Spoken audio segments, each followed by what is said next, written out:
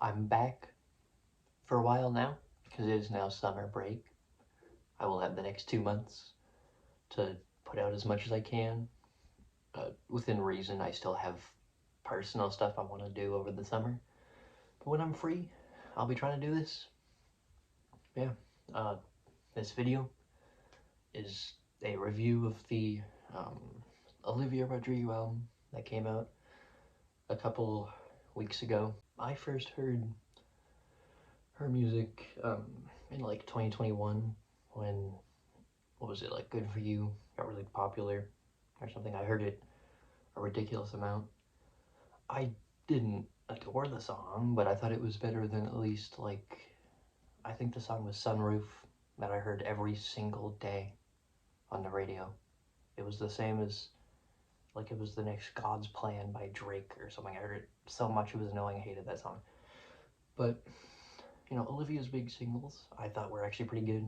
The guitar work was, I mean, it was fine, but, you know, it was better than just the very boring pop beats that were on the radio so much. Not that electronic beats are bad, just that a lot of them are very stale because, you know, the singer's supposed to come out, you're supposed to sing along with it, just get stuck in your head.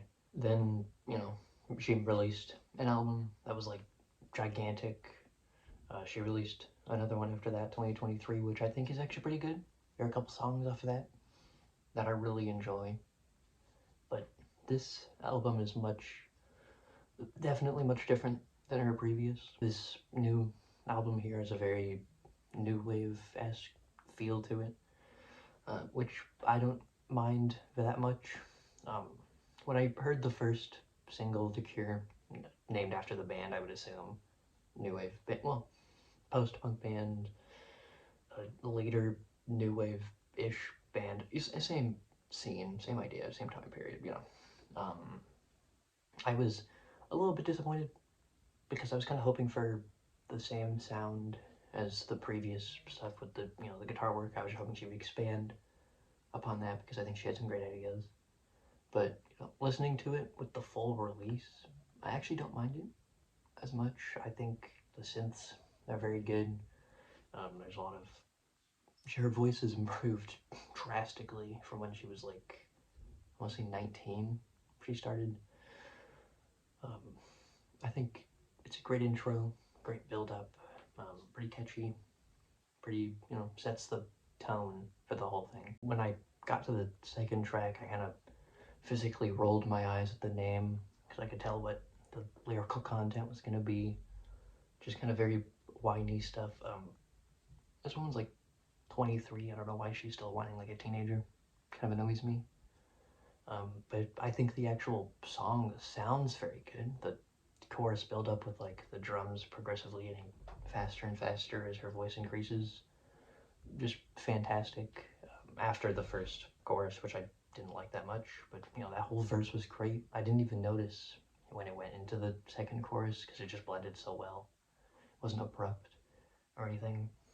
The rest of the song, I think, is just as fantastic. It didn't impress me as much as that first verse did, but still, I think it's a great song. It actually beat my expectations quite a bit.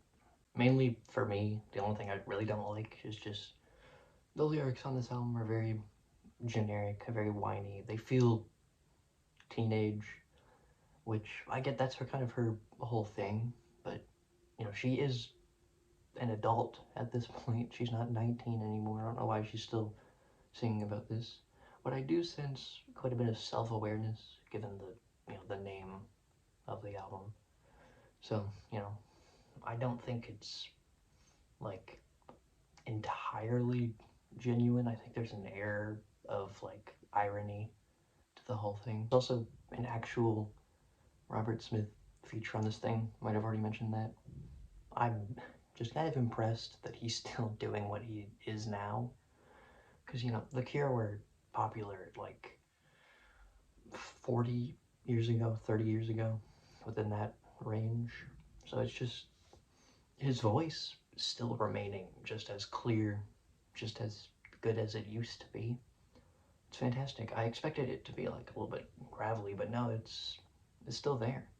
I think he matches the tone. very well.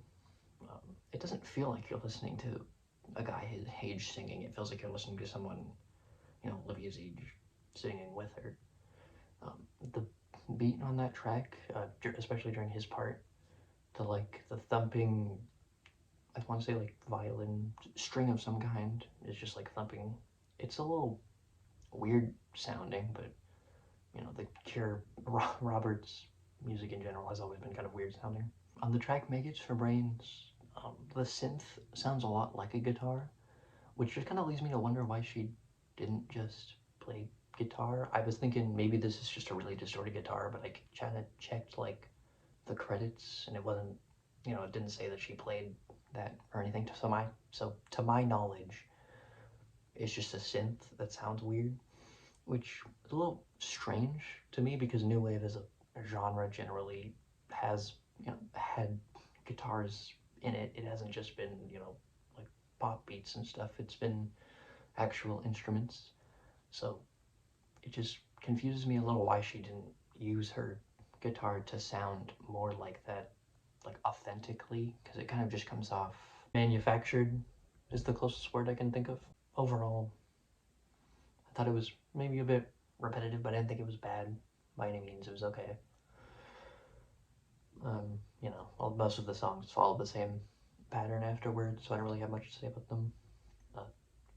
Thinking like 6, probably. Yeah. That's about it. Let me know what you thought, obviously.